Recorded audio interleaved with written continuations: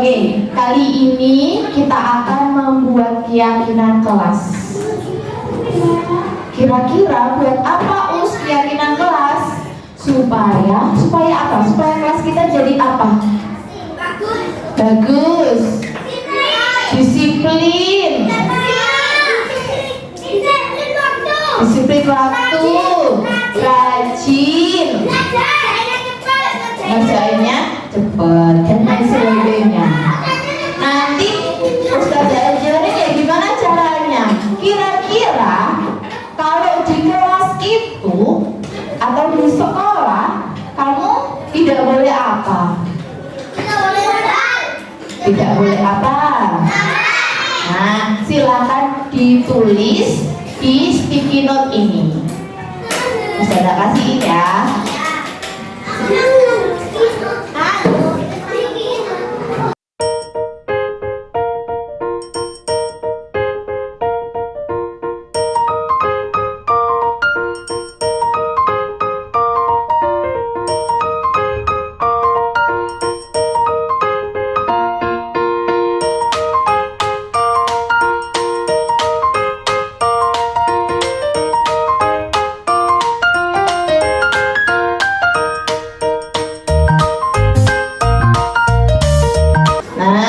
Silakan ditulis di sticky note yang sudah diberikan Ustazah.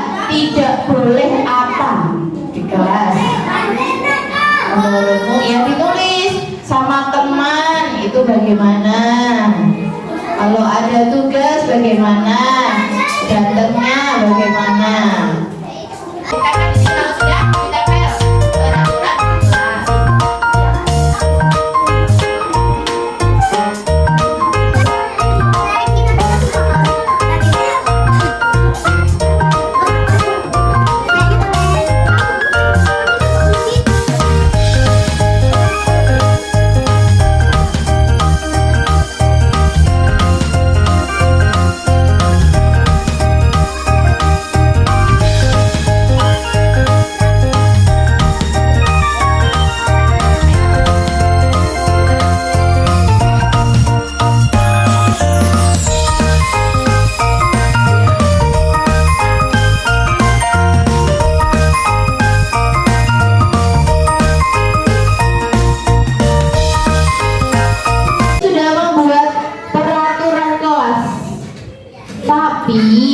Di sini ada juga keyakinan kelas.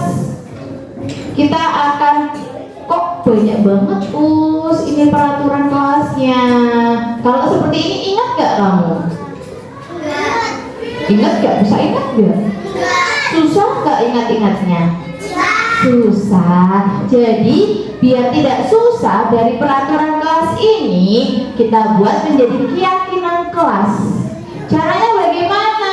Dari yang kamu buat ini yang banyak sekali, kita akan menyingkatnya jadi lebih singkat. Keyakinan kelas, membuat kata-katanya, kalimatnya yang bagus, yang indah. Nah, di sini ada tidak boleh jahat, tidak boleh terlambat, tidak boleh apa ini? Berebut. Aku mau temanku disiplin, memakai seragam yang rapi, sopan santun kepada orang tua, tidak boleh terlambat sama, tidak boleh lari-larian, tidak boleh mainan sepak bola di dalam kelas, tidak boleh bertengkar, tidak boleh pukul-pukulan, tidak boleh apa ini ya? Tidak boleh main lari-larian di kelas. Tidak boleh tendang-tendangan, tidak boleh ngejek. Tidak boleh pukul teman. Hampir sama semuanya ya.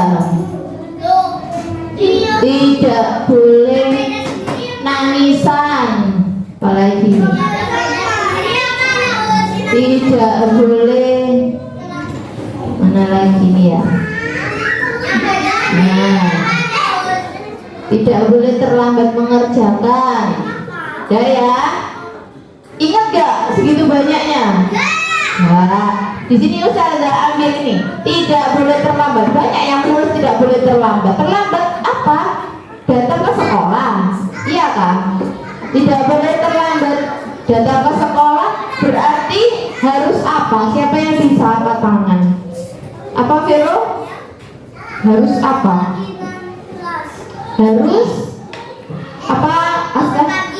Bangun pagi. Berarti itu namanya disiplin.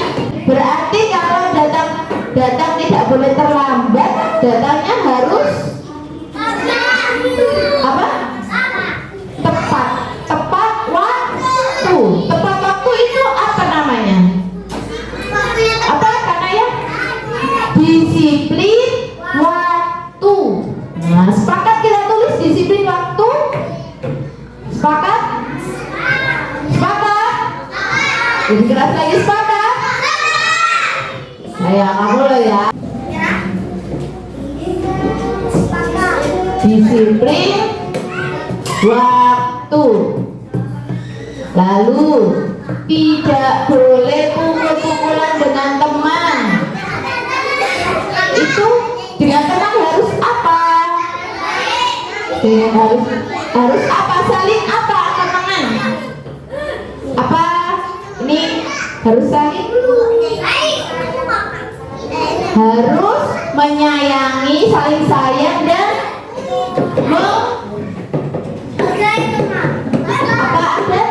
menghargai, saling apa? Aluna sama Afkar harus menghargai dan menyayangi teman, saling menghargai dan menyayangi.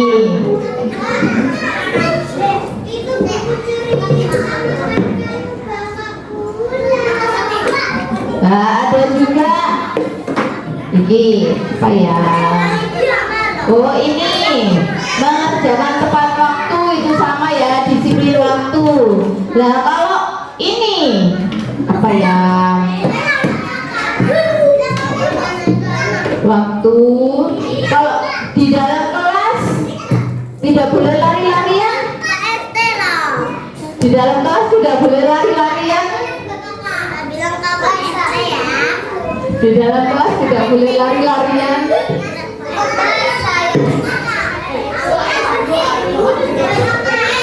Tidak boleh lari-larian berarti harus tertib.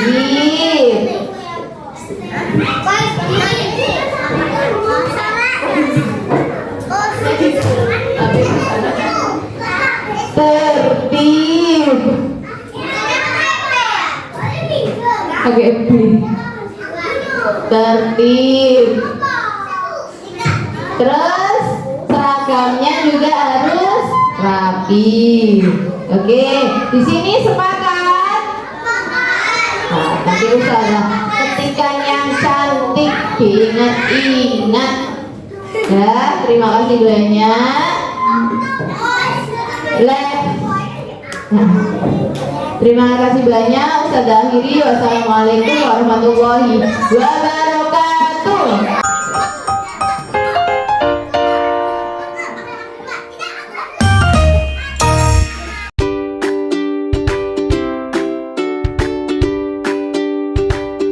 Assalamualaikum warahmatullahi wabarakatuh. Waalaikumsalam warahmatullahi wabarakatuh.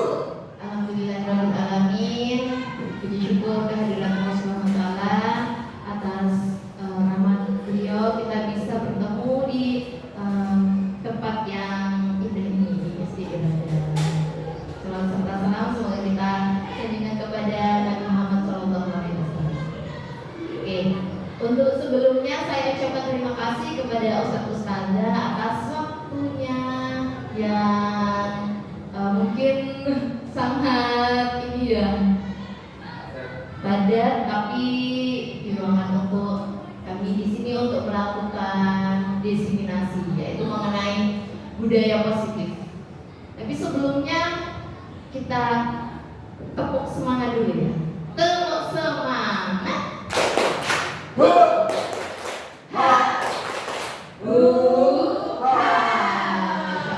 Semangat ya di siang hari ini. Nah, di sini sebelumnya budaya positif. Saya mau tanya, apa sih budaya positif itu? Apa ada yang mau memberikan ini? Budaya positif? Kalau tidak angkat tangan seperti muridnya berarti tunjuk nih. Ustaz Iha? Oh, ada Ustaz Iha. Budaya positif menurut saya adalah kebiasaan yang baik yang membangun anak-anak membentuk karakter positif di sebuah sekolah. Untuk membangun karakter positif di sekolah ya. Mungkin ada yang lain? Sama. Ustaz Yuda mungkin? Budaya positif? Budaya positif menurut saya kebiasaan yang diterapkan suatu lembaga pendidikan untuk membentuk siswa-siswi yang lebih baik lagi, supaya tentunya budaya menyapa, kemudian budaya untuk tidak buang sampah sembarangan seperti itu. Masya Allah, ya itu kebiasaan baik ya. Oke, next kita lihat latar belakang untuk membangun budaya positif sekolah. Perlu menyediakan lingkungan positif, aman, nyaman, supaya murid-murid bisa berpikir, bertindak, dan bekerja dengan merdeka, mandiri, dan bertanggung jawab. Salah satu strategi yang perlu ditinjau ulang adalah bentuk disiplin yang dijalankan selama ini di sekolah kita. Nanti kita bahas lagi. Jadi poin-poin yang nanti kita akan bahas itu terdiri dari beberapa ini. Perubahan paradigma pemikiran kita selama ini tentang budaya positif itu apa sih? Kemudian teori motivasi, hukuman, dan restitusi. Beberapa ustadz mungkin sudah tahu apa motivasi, hukuman, dan restitusi. Tapi mungkin ada beberapa juga yang tidak tahu apa sih itu restitusi, dan mungkin sudah diterapkan tapi tidak tahu kalau itu namanya restitusi. Ada kebutuhan dasar manusia, segitiga restitusi tentunya, disiplin positif dan nilai-nilai kebajikan universal, keyakinan kelas yang insya Allah semua kelas betul sudah diterapkan, dan posisi kontrol. Nah, disiplin positif itu ada di sini kebajikan, disiplin positif dan nilai-nilai kebajikan universal. Tentunya semuanya sudah tahu ya, Bapak pendidikan kita Ki Hajar Dewantoro itu menyatakan di mana ada kemerdekaan, disitulah harus ada disiplin yang kuat. Nah, di sini lebih diterapkan self disiplin. Self disiplin berarti disiplin dari diri kita sendiri. Wajiblah penguasa lain mendisiplinkan diri kita. Kalau kita tidak bisa disiplin untuk diri kita sendiri, berarti kita harus didisiplinkan oleh orang lain. Di situ Ki Hajar Dewantoro juga menyatakan bahwa untuk mencapai kemerdekaan atau dalam konteks pendidikan kita saat ini menciptakan murid yang merdeka, syarat utamanya harus ada disiplin yang kuat. Disiplin yang dimaksud ada disiplin diri yang dimiliki motivasi internal. Jadi bukan secara eksternal, tapi secara internal dari dirinya sendiri.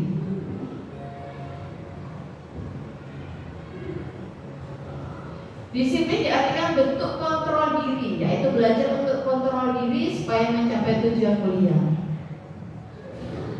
Di sini mengacu pada nilai-nilai atau prinsip yang mulia dianut seseorang. Kita menamakan nilai-nilai tersebut sebagai nilai-nilai kebajikan atau virtus yang universal. Nilai kebajikan adalah sifat-sifat positif manusia yang merupakan tujuan mulia yang ingin dicapai setiap individu. Sebagai pendidik, tugas kita itu menciptakan anak-anak yang memiliki disiplin diri sehingga mereka bisa memberilaku dengan mengacu pada nilai-nilai kebajikan universal dan memiliki motivasi intrinsik bukan ekstrinsik. Jadi motivasinya itu berasal dari dirinya sendiri, bukan karena diberi hadiah, bukan karena takut dapat hukuman, bukan karena dapat piala atau bintang tahajud sepertinya yang sering kita lakukan selama ini. Disiplin positif dan nilai-nilai kebajikan universal nilai kebajikan pada profil pelajar Pancasila, kita semuanya sudah bisa ya lagu itu.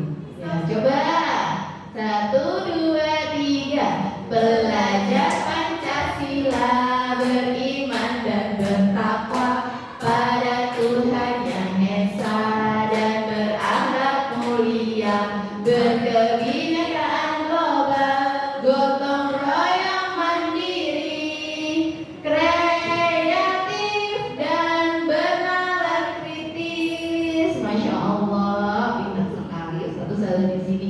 Nah, di sini teori motivasi perilaku manusia. Ada motivasi eksternal, kemudian motivasi internal.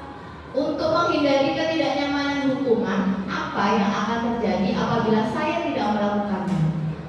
Lalu, sama juga motivasi eksternal, alasannya untuk mendapatkan imbalan dari orang lain, entah itu berupa hadiah atau pujian. Wah, pintar sekali ya kamu, sudah rajin tahajud, seperti itu. Apa yang akan saya dapatkan apabila saya melakukan?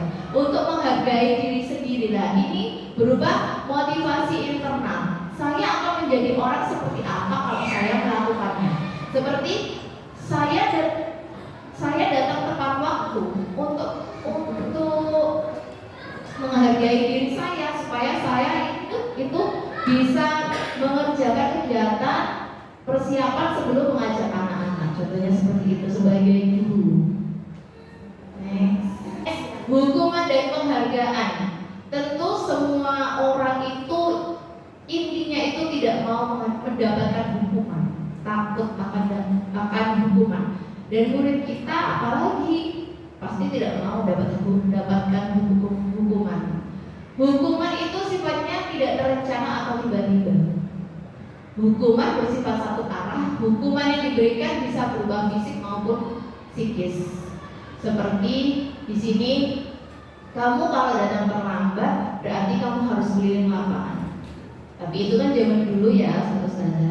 Kalau sekarang tentunya kita juga gak berani, karena nanti mamanya itu bisa juga komplain ke kita. Terus hukuman itu bersifat satu arah, berarti cuma untuk anak itu saja, bukan untuk menyeluruh. Dan ada yang secara fisik yang seperti lari di lapangan, maupun psikis itu seperti apa yang kita ucapkan ke murid tersebut membuat mereka itu jadi kepikiran, gimana ya ustazah itu kok bilang kayak gitu, kamu nakal, kamu seperti ini. Itu membuat psikis mereka ini kurang bagus. Next.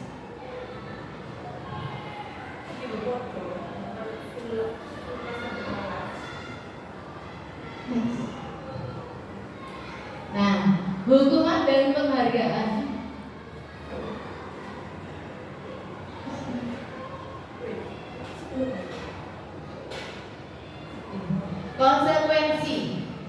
Konsekuensi sudah terencana atau sudah disepakati, sudah dibahas dan disetujui. Sebelumnya coba dibaca sebentar, 10 detik deh. Dari paparan berikut ini, apa ada yang bisa memberikan penjelasan singkat? Angkat tangan, kalau tidak angkat tangan saya tanya aja. Ayo Bu Nafia. Konsekuensi mungkin dari contoh deh, dari contoh.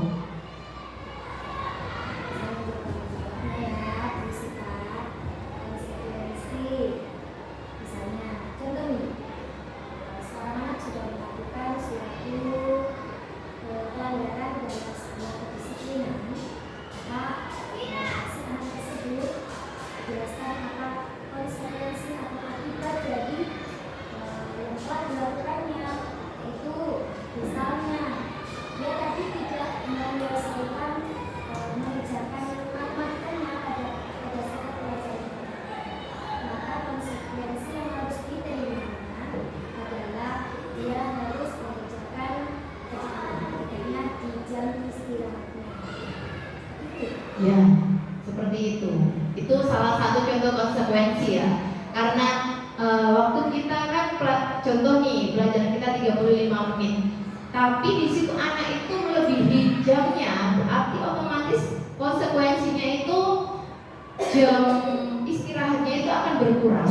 Contoh lagi nih, oh si Ferry itu memecahkan piring atau mematahkan pensil temannya, berarti konsekuensinya itu kan harus apa? Benar sekali, harus mengganti, itu konsekuensi. Cuman sebagai guru di sini berarti kita itu harus memonitor seluruhnya. Nah, itu ini kurang bagus. Oke, saya lanjutkan ya saudara. Jadi penghargaan menurut Alfie Cole, published by Words 1993, ini mengemukakan baik penghargaan atau hukuman adalah cara mengontrol perilaku seseorang yang menghancurkan potensi untuk pembelajaran yang sesungguhnya.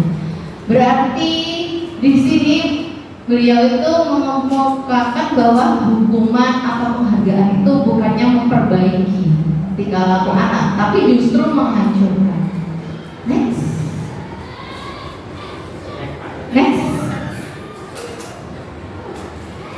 Hukuman dan penghargaan saat kita berulang kali menjanjikan hadiah kepada anak-anak agar perilaku bertanggung jawab, atau kepada seorang murid mempelajari sesuatu yang baru, atau kepada seorang karyawan agar melakukan pekerjaan yang berkualitas, kita sedang berasumsi mereka tidak dapat melakukannya atau mereka tidak akan memilih untuk melakukannya. Itu menurut Alfie Cole. Lanjut.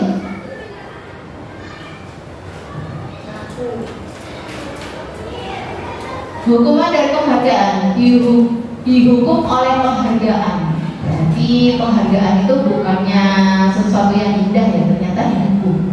Pengaruh jangka pendek dan jangka panjang. Penghargaan tidak efektif, penghargaan merusak hubungan, penghargaan mengurangi ketepatan, penghargaan menurunkan kualitas, penghargaan mematikan kreativitas, penghargaan menghukum motivasi dalam diri intrinsik.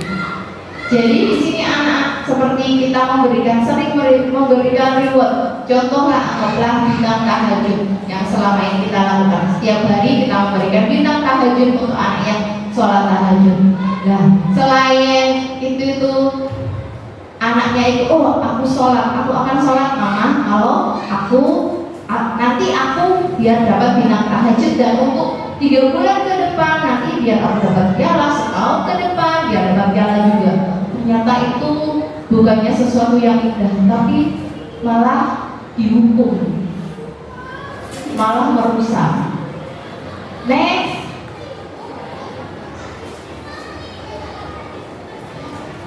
Nah, daripada kita memberikan hukuman ataupun reward, penghargaan, itu lebih baik kita melakukan restitusi. Apa sih restitusi? Restitusi itu proses menciptakan kondisi yang baru, kondisi bagi murid untuk memperbaiki kesalahan mereka, sehingga mereka bisa kembali pada kelompok mereka dengan karakter yang lebih kuat lagi. Jadi lebih kuat lagi di sini tuh anak itu yang awalnya tingkah lakunya itu tidak sesuai dengan keyakinan kelas, karena sudah kita restitusi, itu karakternya jadi lebih baik lagi. Next. Nah, keyakinan kelas. Saya yakin semua ustadz-ustadzah sudah membuat keyakinan kelas. Sifatnya lebih abstrak daripada peraturan yang lebih rinci dan konkret. Keyakinan kelas berupa pernyataan-pernyataan universal. Pernyataan keyakinan kelas senantiasa dibuat dalam bentuk positif, jadi lebih ke kalimat positif, kata positif. Keyakinan kelas hendaknya tidak terlalu banyak supaya anak-anak bisa menghafalnya. Keyakinan kelas sebaiknya sesuatu yang bisa diterapkan di lingkungan tersebut. Semua warga kelas hendaknya ikut berkontribusi dalam pembuatan keyakinan kelas tersebut. Bersedia meninjau kembali keyakinan kelas dari waktu ke waktu. Jadi dalam kurun waktu 1 tahun itu kita tidak melulu hanya keyakinan kelas itu saja, tapi kita boleh merombak kembali keyakinan kelas itu. Anggaplah 1 semester itu kita sudah membuat keyakinan kelas 5 lah, 6 atau 7 biasanya itu keyakinan kelas. Sudah ya anak-anak, berarti kita meyakini keyakinan kelas kita. Contohnya disiplin waktu, anggaplah. Nah itu bisa kita ubah. Oh ternyata murid-murid kita tidak ada yang telat.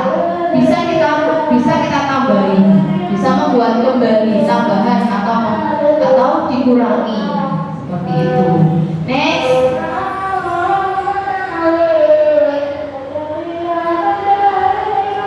Lima kebutuhan dasar manusia menurut Dr. William Glasser dalam Choice Theory. Bertahan hidup. Sebagai manusia itu kita bertahan hidup untuk mendapatkan kesenangan, kebebasan, penguasaan, kasih sayang dan rasa terima. Next.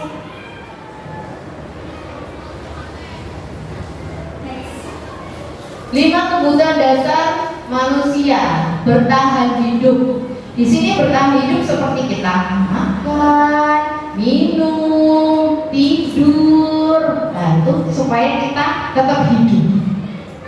Kemudian kebutuhan kasih sayang, kebutuhan untuk disayangi. Semua orang pasti ingin disayangi, entah itu dari orang tua ataupun dari pasangan, pacar, atau apa. Penguasaan, kebutuhan pengakuan atas kemampuan kompeten menjadi orang yang diakui atas prestasinya. Jadi kita pasti ingin rasa menggebu-gebu, ingin aku ingin dapat juara, makanya aku harus belajar ini dapat piala juara 1. Nah lanjut, kesenangan, kebutuhan untuk mencari kesenangan seperti bermain dan tertawa. Apalagi anak-anak pasti kehidupan mereka itu hanya bermain ataupun tertawa dengan teman-teman. Lalu kebebasan, kebutuhan akan kemandirian, otonomi, memiliki pilihan dan mampu mengendalikan arah hidup seseorang, atau ingin bebas, tidak ingin dikekang. Next. Ketika seorang murid melakukan suatu perbuatan bertentangan dengan nilai kebajikan, melanggar peraturan, hal itu sebenarnya dikarenakan mereka gagal memenuhi kebutuhan dasar mereka. Sebagai pendidik diharapkan mengetahui kebutuhan dasar apa yang ingin dicapai setiap anak yang berperilaku negatif. Dengan begitu kita dapat menyikapi dan mencari solusi terbaik dari perilaku negatif setiap anak. Jadi contohnya anak tersebut itu tingkahnya itu lari-lari di kelas, muter-muter. Kita harus cari tahu dulu kenapa sih anak tersebut itu kok muter-muter. Oh ternyata anak tersebut itu ingin mendapatkan perhatian karena di rumahnya itu kurang mendapatkan perhatian dari orang tuanya yang sibuk bekerja, seperti itu. Jadi kita cari tahu. Next.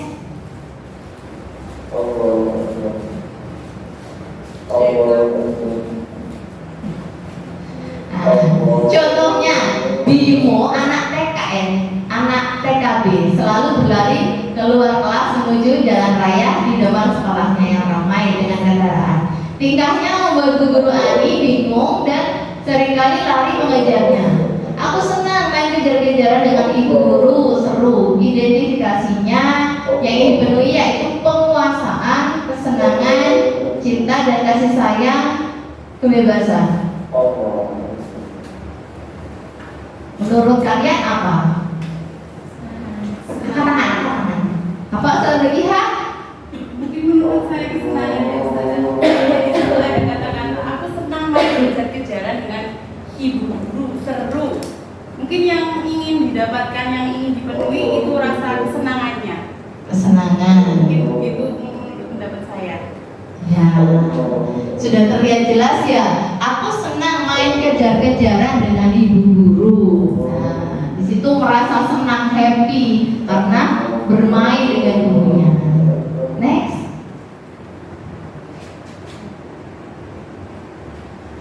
Menurut Diane Gleason dalam buku Restitution, Construction, School Discipline ada 5 kontrol, yaitu penghukum, pembuat merasa bersalah, pemantau, teman maupun manajer. Jadi sebagai guru kita itu memiliki posisi kontrol berupa 5 ini. Apakah kita seorang penghukum, atau pembuat rasa bersalah, atau pemantau, ataukah kita sebagai teman, ataukah kita sebagai manajer? Kira-kira yang paling bagus menurut Ustazah apa? Mungkin Ustazah Cahya?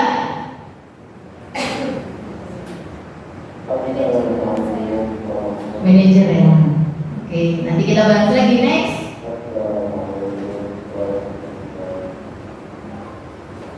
Nah, kita bahas sedikit-sedikit. Penghukum, seorang penghukum bisa menggunakan hukuman fisik ataupun verbal. Hasilnya kemungkinan murid marah dan mendendam atau bersifat agresif. Contohnya, patuhi aturan saya atau awas kamu pulangnya nanti jam 4. Kamu selalu saja salah, selalu pasti, selalu yang terakhir selesai. Kenapa kamu seperti itu? Pasti nadanya itu agak membuat takut anak-anak. Next, itu penghukum. Positive control, guru seperti ini senantiasa percaya hanya ada satu cara agar pembelajaran bisa berhasil, yaitu cara dia berupa menghukum itu. Seperti nanti kamu kalau nggak selesai mengerjakan berarti nanti pulangnya jam 4, jam 5 gitu. Next, posisi kontrol berupa pembuat merasa bersalah. Posisi ini biasanya guru bersuara lebih lembut. Pembuat rasa bersalah menggunakan keheningan yang membuat orang lain merasa tidak nyaman, bersalah atau rendah diri. Murid merasa bersalah dan merasa mengecewakan ibu atau bapak gurunya. Murid akan merasa menjadi orang yang gagal. Next,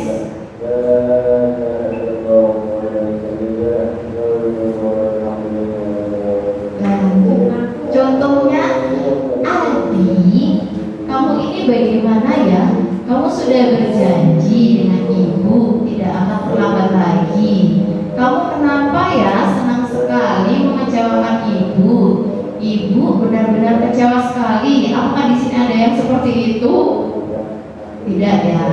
Oke, alhamdulillah. Next.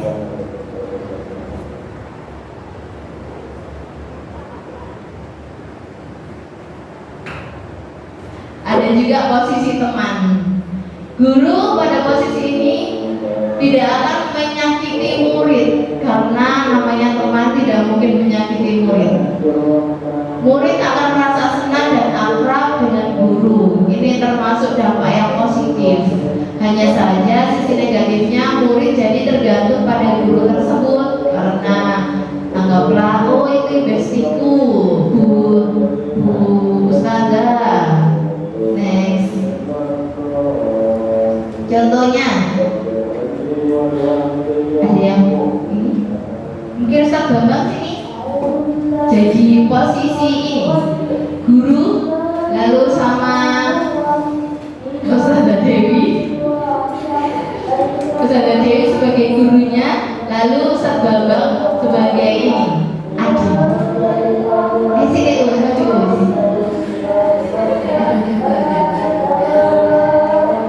Ustazah Dewi sebagai gurunya ya, lalu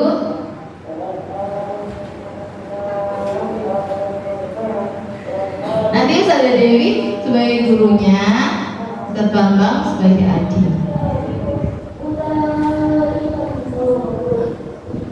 Adi, apakah kamu mengetahui jam berapa sekolah dimulai?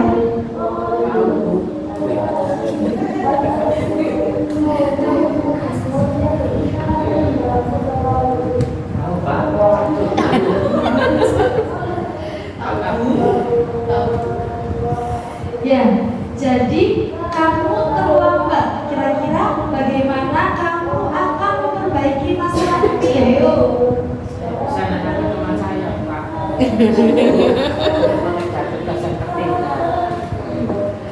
Baik, itu bisa dilakukan. Apakah besok akan ada masalah untuk kamu agar bisa hadir tepat waktu ke sekolah? Tidak, Bu. Saya bisa tepat waktu. Baik, saya hargai usahamu untuk memperbaiki diri. Terima kasih.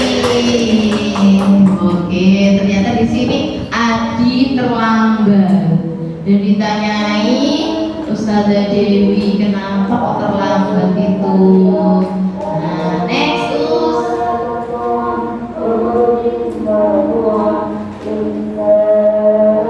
Nah, di sini ya.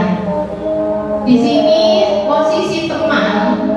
Jadi Ustazah Dewi itu sebagai teman. Contohnya, Adi, ayolah, bagaimana sih kamu? Kemarin kamu sudah janji ke bapak atau ke ibu. Kenapa terlambat lagi? Itu pun sambil tertawa dia. Ya sudah, gak apa-apa. Sambil ketawa-ketawa. Duduk sana, nanti Pak Guru bantu. Sambil senyum-senyum. Itu sebagai teman. Next.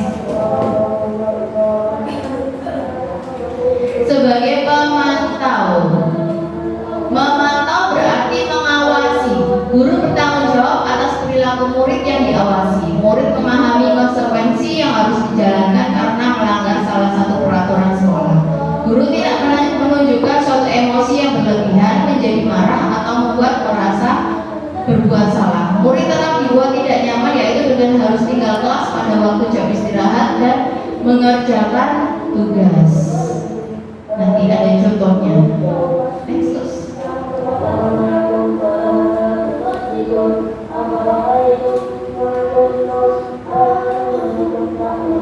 Ayo di sini ada guru dan Adi.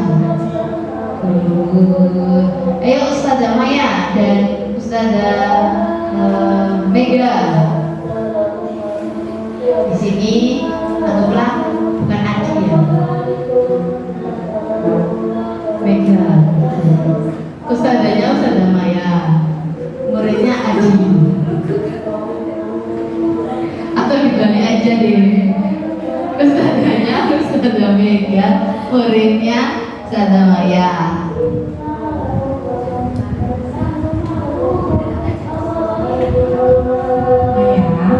Tahukah kamu jam berapa kita mau mulai? Kamu terlambat 15 menit. Apakah kamu sudah mengerti konsekuensi yang harus dilakukan bila terlambat? Paham Bu, saya harus tinggal kelas pada jam istirahat nanti dan mengerjakan tugas yang ketertinggalan saya. Ya, benar. Nanti pada saat jam istirahat, kamu harus tinggal di kelas untuk menyelesaikan tugas yang tertinggal tadi. Saya tunggu ya. Kita kasih tepuk tangan. Terima kasih. Next terus kita lihat deh. Oh, jadi tadi sebagai posisi apa tadi Ustazah? Pemantau. Kita dipantau ini murid-muridnya. Kira-kira sempat gak ya mantau satu-satu dari 28 anak itu? Nah, di sini next itu posisi manajer yang tadi sudah dipilih Ustazah Cahya sebagai guru. Itu kita mending jadi posisi manajer, di mana guru itu berbuat sesuatu bersama dengan murid, mempersilahkan murid, mempertanggungjawabkan perilakunya, mendukung murid agar dapat menemukan solusi atas permasalahannya sendiri. Jadi kita tidak langsung menunjukkan kesalahannya, tapi kita diri dulu apa sih yang sudah diperbuatnya, kemudian apa yang harus dia pertanggungjawabkan atas perbuatannya tersebut. Tidak langsung kita, oh kamu terlambat maka kamu harus berdiri. Itu bukan posisi manajer. Tapi kalau manajer tentu digiring dulu supaya anak-anak tahu apa yang harus dia pertanggungjawabkan atas perbuatannya. Next.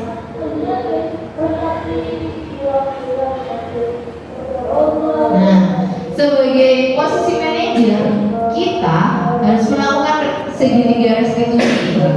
Apa ini?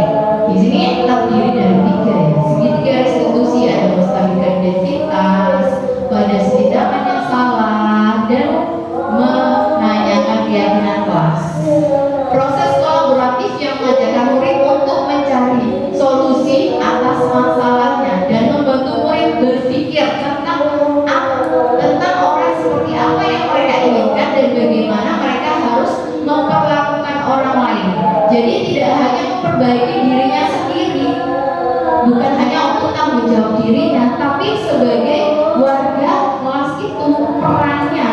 kelas tersebut. Next.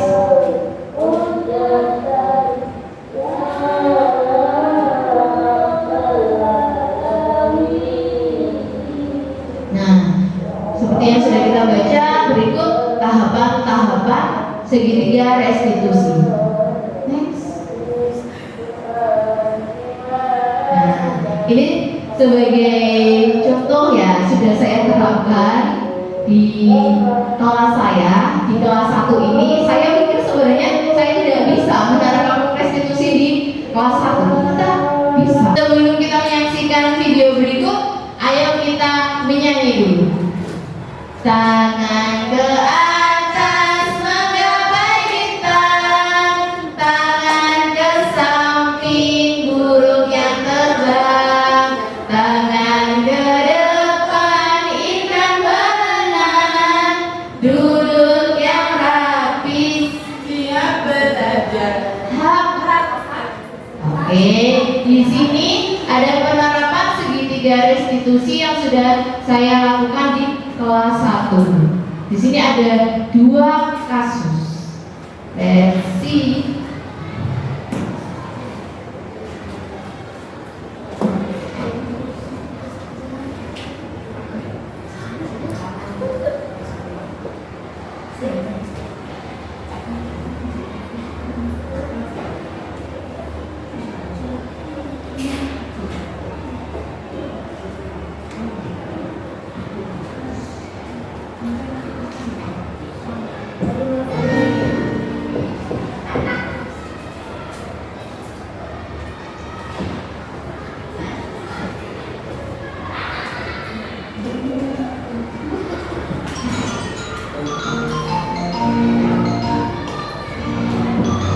Karena yang tahu kenapa kita harus ada silang sini, nggak tahu ya. Jadi begini, apa benar Kanaya hari ini datang ke sekolahnya terlambat? Iya. Oh iya ya.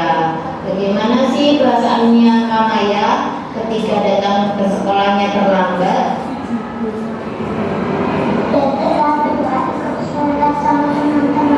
Kalau bete ya, kesel gitu, gak bisa sholat bersama teman-teman. Nah, bagaimana sih? Kenapa kok bisa Kanaya itu datangnya itu terlambat? Kalau Us boleh tahu. Oh, karena makannya lama. Ustazah Sita kalau jadi Kanaya, kalau makannya lama, pasti deh datangnya itu terlambat.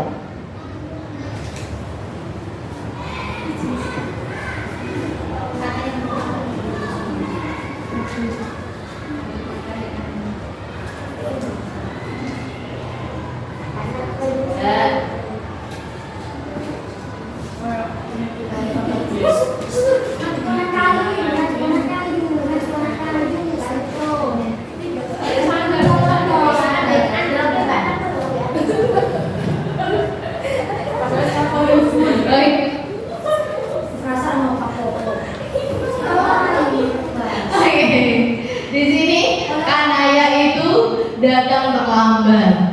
Dan di sini langsung tidak disalahkan, tapi distabilkan dulu identitasnya. Kita lanjutkan ya Ustazah ya. Setelah menstabilkan identitas, apa sih langkah selanjutnya?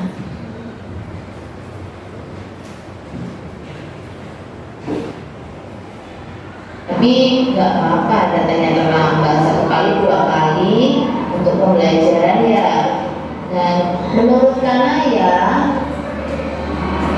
kemarin kita kan sudah membuat keyakinan kelas ya. Masih ingat nggak? Masih.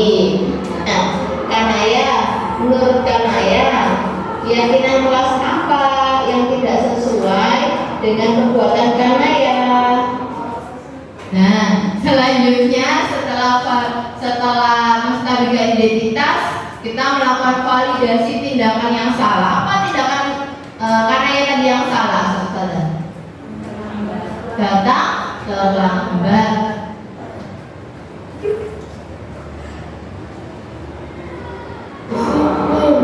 Disiplin apa?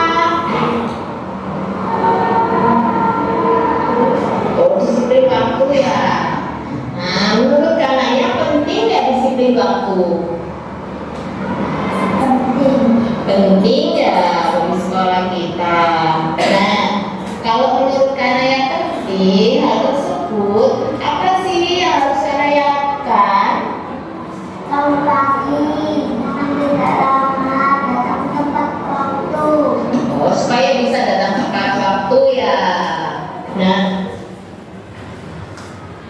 Nah, untuk yang terakhir yaitu menanyakan keyakinan kelasnya. Kira-kira menurut Ustazah keyakinan kelas apa yang cocok untuk Kanaya ini yang sudah diterangkan di kelasnya? Apa Ustazah lihat? Mungkin datang tepat waktu ya. Datang tepat waktu.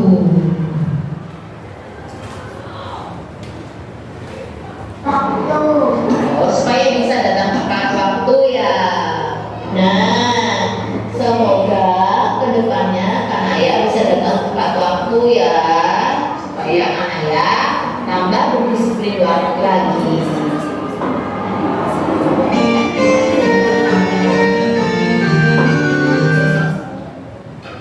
Di sini tanggapan Kanaya, saya merasa senang dengan diskusi tadi. Awalnya saya mengira saya akan mendapatkan dukungan dari Ustazah, tapi ternyata Ustazah mengajak diskusi tentang keyakinan kelas yang sudah dilanggar, yaitu berusaha tidak mengulanginya kembali. Terima kasih Us. Kasus kedua, Vino lari-lari di kelas sehingga menabrak Mahendra yang asik bermain. Hal tersebut membuat Mahendra menangis. Kamu sini nggak tahu. Jadi tadi Ustazah mendengar dari temannya kalau Mahendra itu menangis karena terkenanya Vino katanya. Apa benar hal itu terjadi? Oh benar, kalau boleh tahu kenapa ya kok bisa sampai menangis? Siapa yang lari-lari? Oh, itu yang lari-lari ya. Di sini saya berusaha menstabilkan identitas bahwa next dulu. Oh, itu dikejar kuis. Oh iya, kalau Ustazah berada di posisinya Vino, dikejar-kejar temannya, pasti Ustazah akan lari juga. Jadi kita menempatkan diri kita itu sama seperti murid kita. Oh, kalau saya jadi kamu, saya pasti akan melakukan seperti itu loh nak. Itu supaya anak itu tidak merasa bersalah. Itu. Next. Oh, gitu ya. Kemudian apa yang kamu lakukan setelah kamu menabrak? Oh, Mahendra menghalangi larimu. Kira-kira kamu ituin lah, marahin? Oh, kamu marahin Mahendra. Lalu apa yang terjadi dengan Mahendra? Oh, Mahendra menangis karena kamu marahin. Perbuatanmu itu tadi sesuai tidak dengan keyakinan kelas kita? Oh tidak, berarti yang mana yang tidak sesuai? Oh, saling menyayangi dan ketertiban ya. Nah, dari perbuatanmu tadi kira-kira keyakinan kelas yang tentang ketertiban di dalam kelas itu apa sih yang harus kamu lakukan seandainya ya kamu itu dikejar-kejar teman yang lain di kelas lagi? Kamu bagaimana? Harus apa?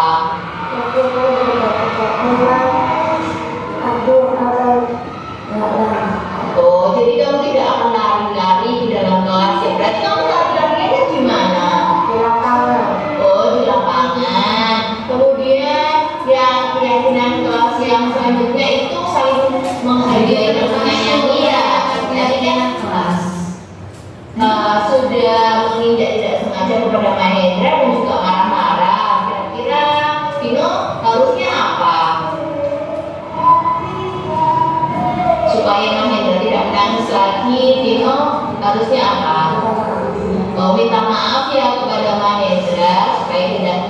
manis lagi dan kalian bisa berteman dengan baik.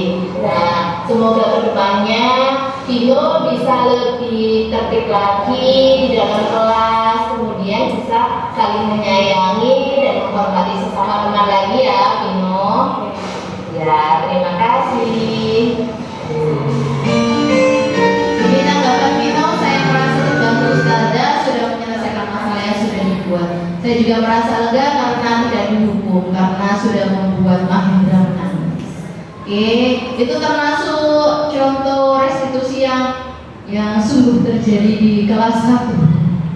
Oke, selanjutnya kita akan melakukan praktek restitusi nih Ustazah. Nanti bisa diterapkan di kelas-kelas jenengan. Nanti saya kasih itu kasus.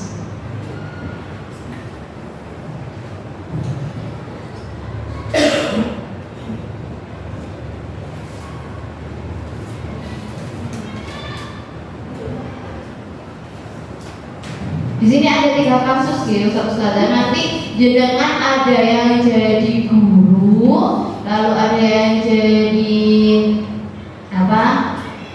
muridnya, dan ada juga yang jadi observer. Apakah sesuai nggak dengan segitiga restitusi yang sudah kita pelajari hari ini? 3 cukup ya.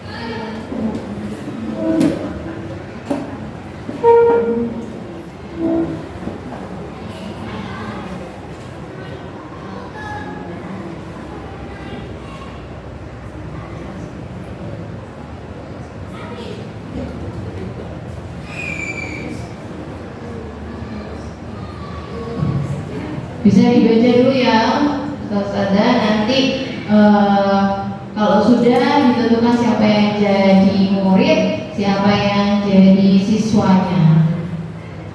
5 menit cukup ya, atau tidak 3 menit cukup lah.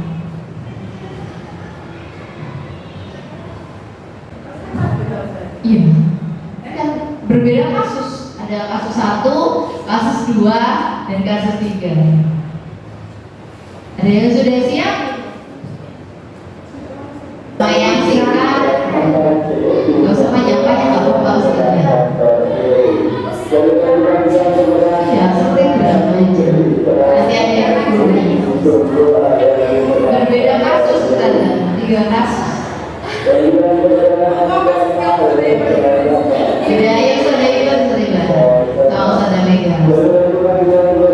Nanti Ustazah kita dan teman-teman iya diskusi lagi.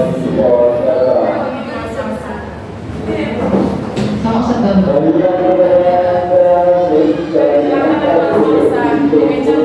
Oh boleh, pakai meja.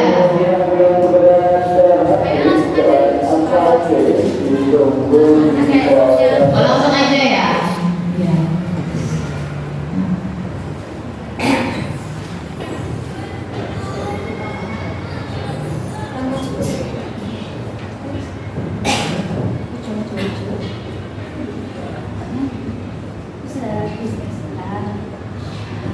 Oke,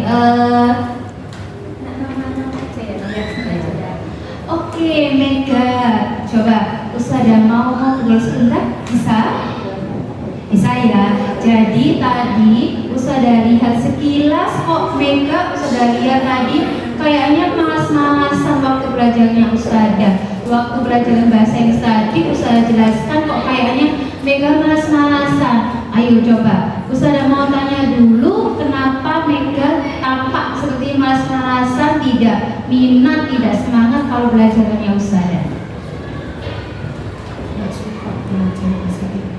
Nggak suka belajar bahasa Inggris. Nggak sukanya kenapa? Apakah Mega merasa kayak sulit atau bagaimana atau takut kalau tidak bisa atau bagaimana Mega? Susah, mungkin karena tidak biasa belajar bahasa Inggris ya mungkin ya, jadi tidak tahu banyak kosakatanya, takut juga untuk salah, mungkin seperti itu ya Mega ya. Oke, mungkin kalau Ustazah jadi Mega juga mungkin Ustazah sama kayak Mega, kalau Ustazah nggak suka sama suatu pelajaran, Ustazah tidak minat, Ustazah takut nggak bisa, mungkin Ustazah juga sama akan malas-malasan karena ngapain sih belajar yang nggak Ustazah suka seperti itu. Tapi kira-kira kalau Mega malas-malasan, tidak memperhatikan Ustazahnya, kira-kira itu sesuai apa tidak dengan keyakinan kelas kita? Nggak sesuai, Gus. Iya, nggak sesuai. Nggak sesuainya yang mana? Yang tidak sesuai dengan keyakinan kelas? Tidak rajin belajar. Oke, jadi sebelumnya sudah ada keyakinan kelas, salah satunya rajin belajar ya. Dan Mega tadi kalau malas-malasan tadi tidak sesuai dengan keyakinan kelas. Nah, kalau saya tanya bagaimana ya supaya bisa diperbaiki, supaya bisa sesuai dengan keyakinan kelas kita? Harus rajin belajar, Gus. Oke, harus rajin belajar. Mereka tahu gimana supaya semangat belajarnya? Aku itu suka lihat TV, Gus, sama mendengarkan musik. Yang bahasa Inggris juga banyak ya, dan pasti Mega juga pengen tahu artinya apa. Nah, kalau Mega belajar bahasa Inggris nanti Mega jadi lebih tahu artinya apa, lebih suka lagi. Seperti ya Mega ya. Berarti nanti kalau belajar lagi, lebih giat lagi, nanti sesuai dengan keyakinan kelas kita, yaitu yang apa Mega? Yang rajin belajar sama perhatikan sama ustazahnya. Oke, hebat Mega, sudah tahu kesalahannya apa dan mau memperbaikinya. Terima kasih Mega. Terima kasih Mega dan Ustazah Ibat. Kita kasih tepuk. Wow. Kasih B, kasih O, kasih B. Wow, keren. Itu kasus berapa ya, Us? 2. Nah, itu sudah sesuai ya. Jadi dari menstabilkan identitas sampai dengan menanyakan keyakinan kelas sudah dilakukan. Selanjutnya, ayo kelompok Ustazah Kiha ini paling banyak itu. Tinggal langsung drama aja. Seperti murid-muridnya gitu loh. Iya drama, nggak apa-apa. Ayo,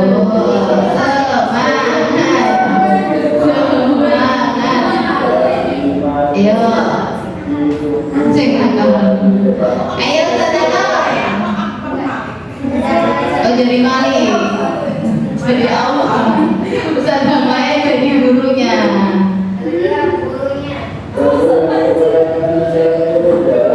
Maling kecil. Akhirnya kesini Gus. Jadi kasus apa nih? Kasus berapa? Oh, berapa? Siapa yang jadi ini? Dia Dia sama aku ini lagi berantem. Ismail sama Maya sama. Oh ya. Boleh? Boleh? Langsung dulu. Langsung aja. Langsung.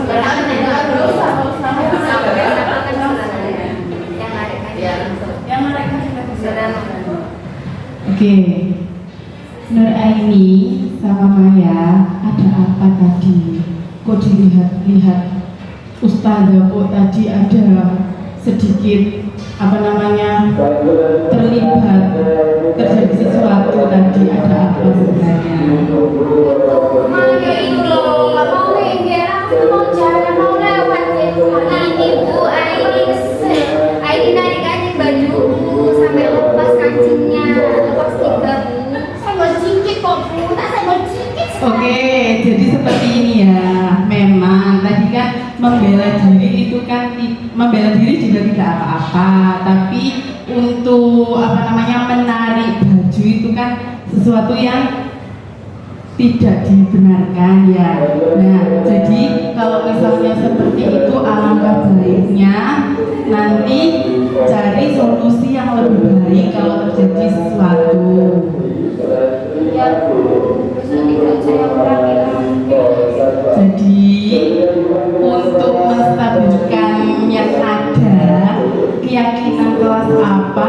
kira-kira yang apa namanya untuk menjadi keyakinan kelas apa kira-kira untuk menjadikan kelas kita lebih tertib lagi?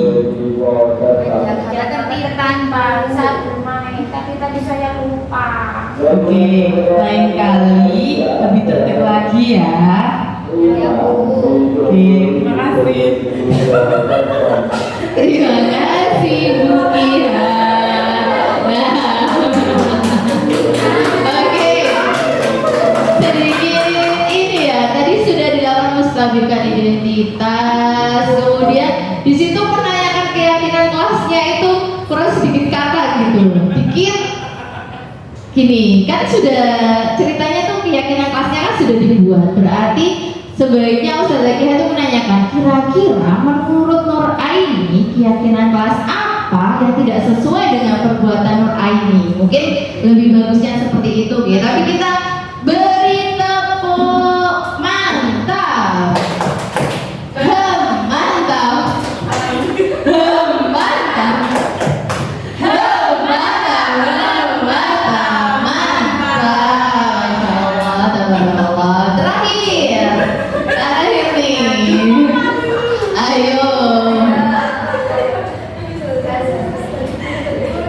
Ayo siapa yang jadi murid? Udah ada Cahaya atau ada Dewi? Lihat sini Mas.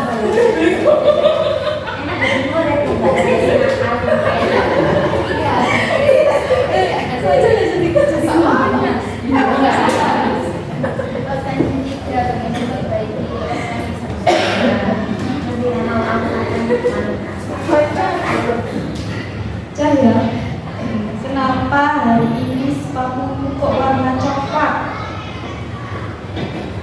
Ustazah tadi Cahaya buru-buru sehingga tadi tidak memperhatikan sepatu Cahaya ternyata memakai warna putih.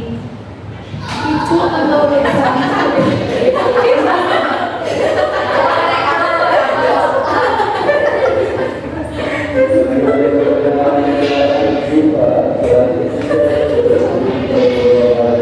Berarti menurut sampean itu menaati peraturan sekolah apa tidak? Iya Ustazah, Cahaya tidak mentaati peraturan sekolah menurut Cahaya. Kenapa Cahaya kamu kok bisa-bisanya sepatunya jadi warna coklat? Itu sangat-sangat tidak baik untuk bagi lingkungan sekolah. Karena kita semua tahu kalau sekolah itu sepatunya warnanya apa Mbak Cahaya? Hitam ya, bukan putih ya Mbak Cahaya ya. Ya. Jadi saya tahu kalau ini salah. Iya Ustazah, saya salah. Kenapa kok bisa salah ya? Karena saya salah memakai sepatu tidak berwarna.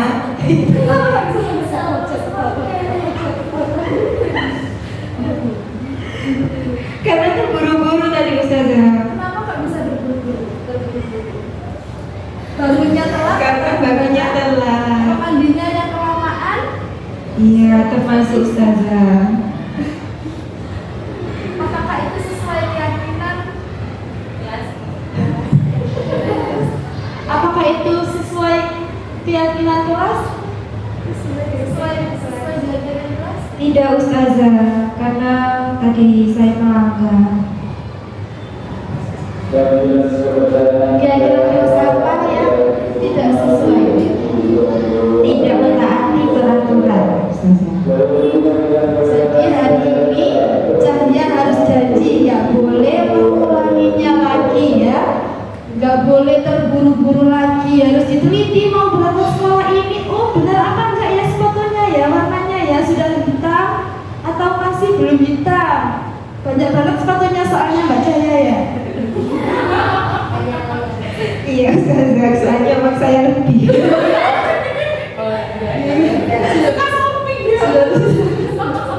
Terima kasih Bu Dewi dan Nak Cahaya bincangnya. Di situ sebenarnya putih apa coklat ya tadi sepatunya? Coklat atau putih?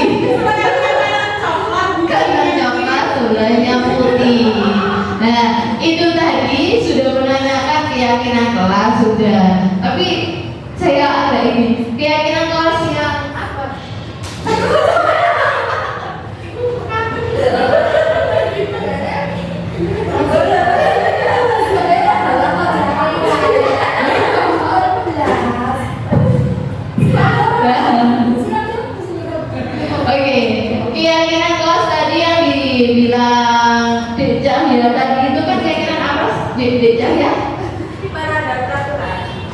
Gimana? Melanggar peraturan. Oh, melanggar peraturan. Di situ kalau keyakinan kelasnya itu kan harus kata yang positif. Itu lebih baik itu disiplin seragam. Karena sepatu itu kan termasuk seragam, bagian dari seragam. Kemudian ada menstabilkan identitas. Tadi sudah dilakukan, cuman ada kata-kata yang kurang gitu biar anak itu tidak merasa bersalah seperti oh iya Bu Dewi kalau jadi cahaya bangunnya siang pasti akan terlambat, dan kalau tidurnya malam juga bangunnya jadi susah, dan kalau susah terlambat jadi buru-buru seragamnya salah semua termasuk sepatu. Itu menstabilkan identitas. Tapi gak apa-apa ya, kita belajar, jadi kita kasih tepuk the best.